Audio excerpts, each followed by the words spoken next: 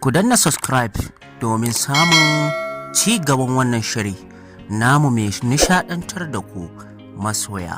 Mun gode.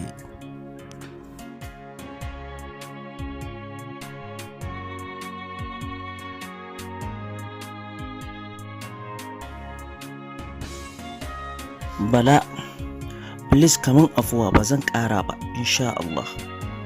Manaja, ka tashi ka fita min daga ofis. Bala ya ce, to na gode, sai an jima. Da buɗan bakin manaja, saura kuma suspension ɗin ya ƙare, kar ka dawo da wuri, za ka ga sallama. Ofis ɗin Ma'azzam. Ma'azzam abokina ya aka yi ne? Na ganka a cikin wani yanayi kamar kai ma kana cikin damuwa. Bala ya buɗe baki, gidana ya ja min an ban suspension. Ma'azzam, kamar ya kenan? Don fa ban fahimce ka ba, ka fito min a mutum. Bala ya buɗe baki, to matata ce ta ja min aka bani suspension a kamfani. Akan ita dole sai na ka bari dai mu bar wannan maganar tukun.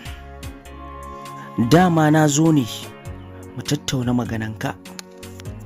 Ma'azzam, abokina shikenan to, Allah ya samu dace.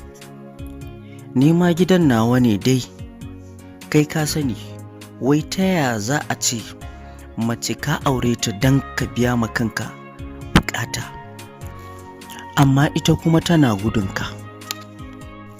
To, Bala ya ce, ana wata ga wata, ina gudu kai kuma kana zuwa, yaya kenan?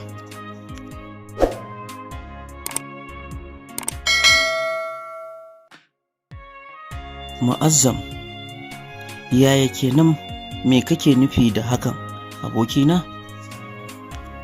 Bala, akan naci na matana shi yasa aka bar suspension, kai kuma kana buƙatar naci, kaga ko akwai aiki a kanmu. Ma'azzam, abokina ni ba mazinaci ba, amma har na fara tunanin na samu wata kawai mu dinga hutawar mu kawai.